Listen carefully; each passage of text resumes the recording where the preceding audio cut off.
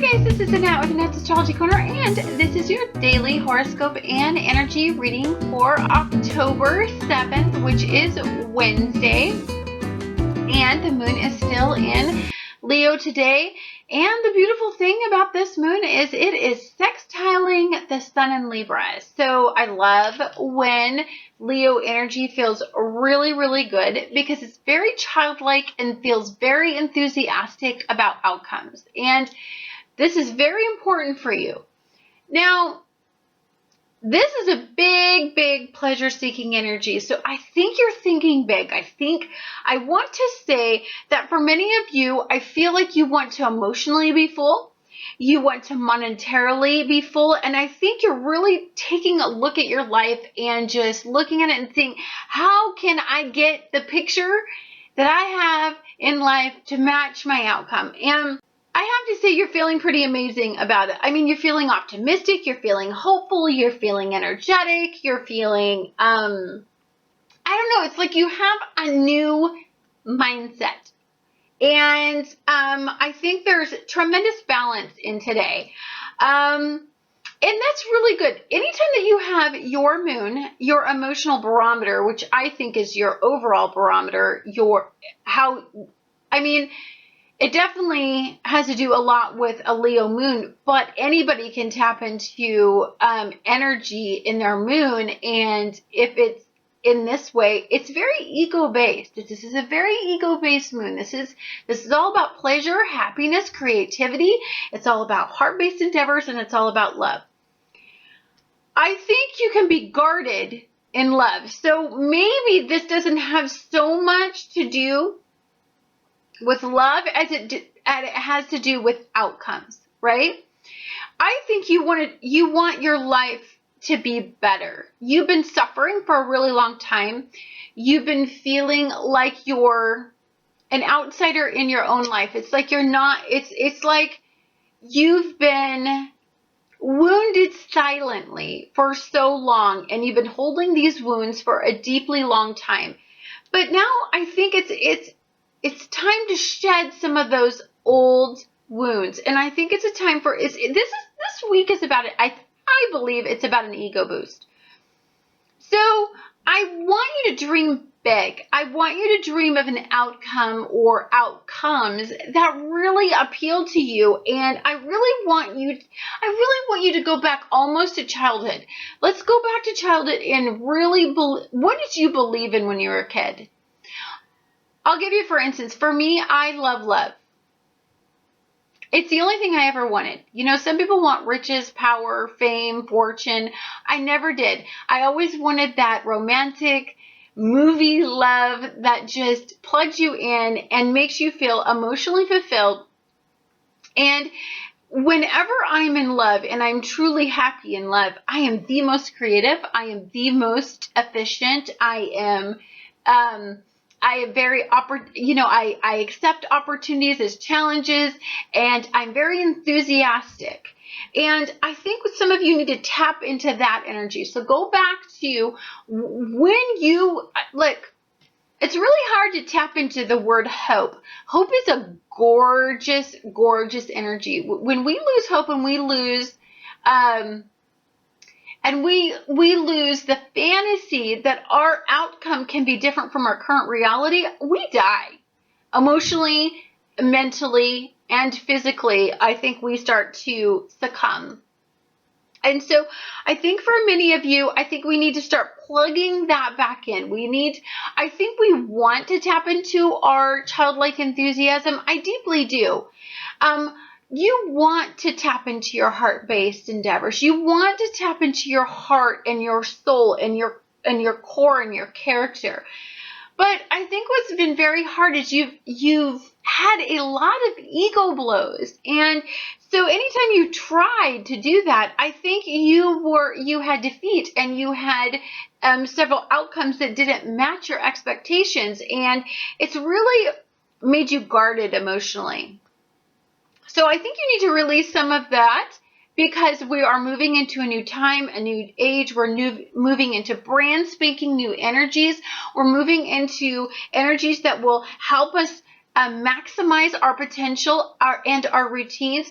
And so I really want you to tune into the fact that if we start to tune into the right energy, we can develop control over some of our routines.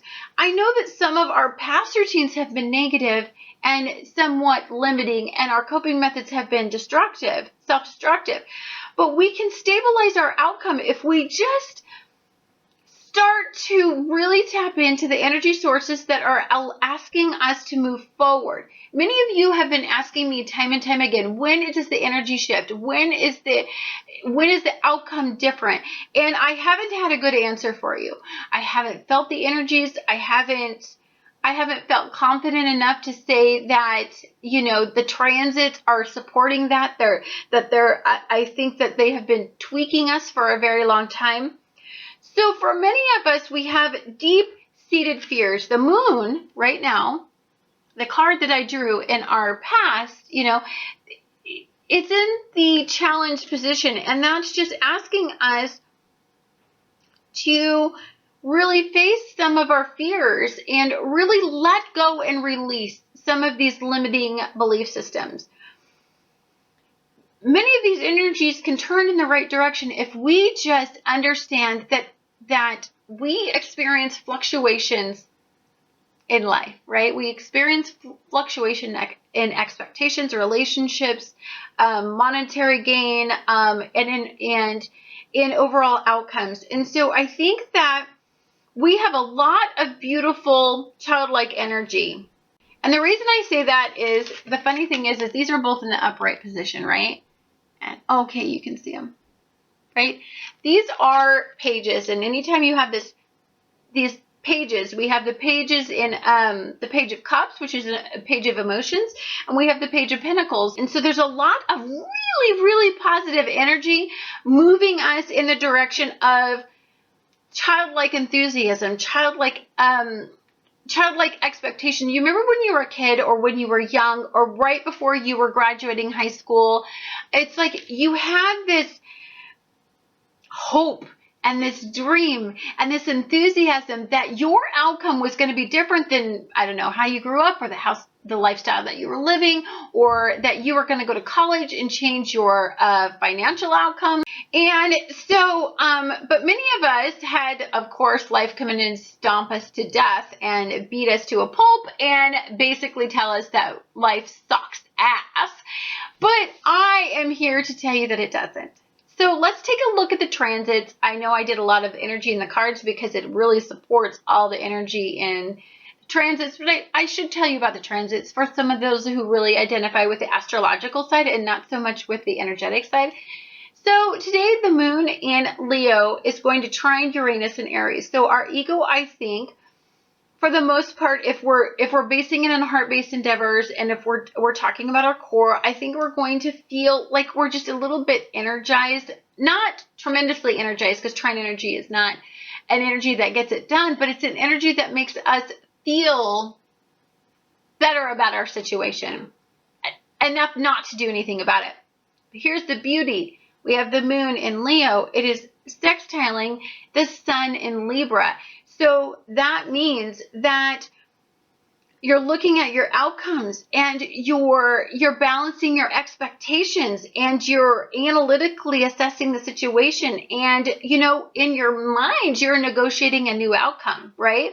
Between your emotional barometer and your core-based barometer, and because there's nothing really challenging that core at that point, I think you're just looking at this and looking at it from an energetic standpoint of like, what do you want? Like, really want. And I'm talking like, if you were to get real, I want a Lexus, I want a frickin' huge house, I want gorgeous, I want a big monetary outcome. I would settle for my heart being full, right? Inevitably, because none of those things mean anything to me without love.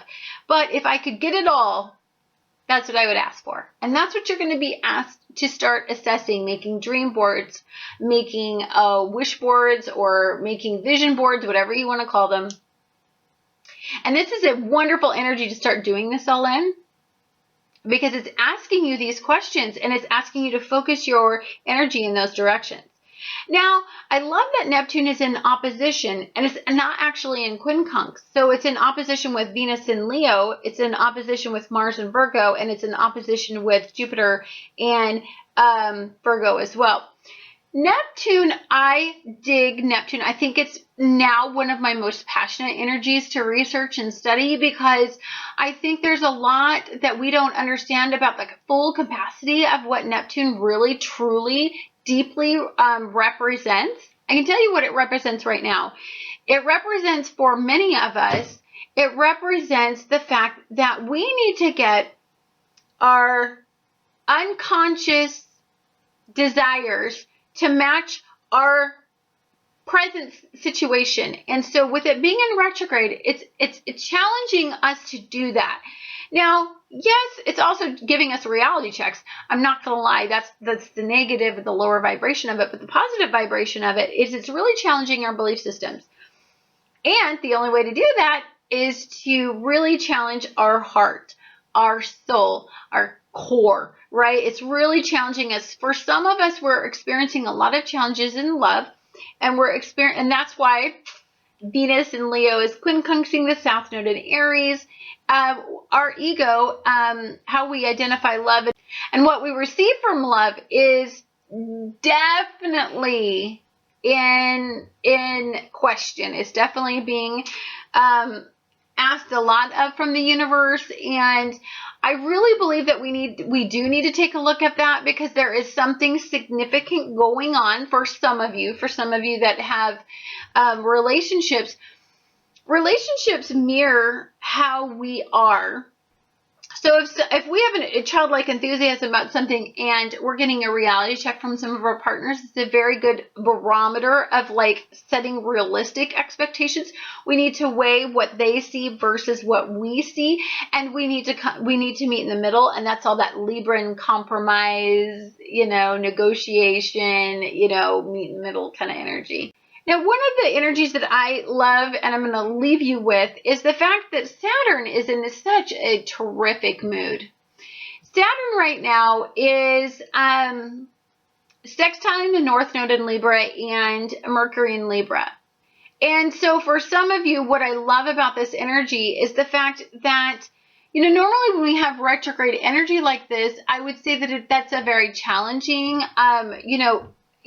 Mercury in retrograde is challenging, but it hasn't been that challenging. It's been liberating you from relationship issues from the past. It's been healing karmic wounds. It's been asking you to find peace with some of the emotional burdens that you carry from that. It's asking you to take a look at it. Yes, you were in karmic relationships, but learn from the karmic relationships. There were lessons, and they were accumulative lessons. You had enough situations and relationships to accumulate the data at this point and to get a intellectual outcome from all of it, and to remove emotion from it, and to move forward in a very, very uplifting positive way for many of you. And I really want to say that if you're really a person who really tunes into energy, you don't need to have your routines challenged to make you understand that. Now, some of you will have that, and some of you will suffer from quincunxes and oppositions and squares to get the same result. But for some of you who are tuned into energy, and you're allowing it to steer you in a positive direction, and you're allowing it to stimulate your outcomes in Ascension and North Node, and you're really trying to learn and broaden your perspectives, I think today is beautiful. It really is. For those of you that are challenging and regimented and and still caught up in ego and the Aries ego, and you're really not ready to completely release and begin a new ego, I think you're going to be experiencing some of these quincunxes, squares, and oppositions. Anyhow, guys, thank you so much for watching Annette's Astrology Corner, and I look forward to talking to you guys again tomorrow.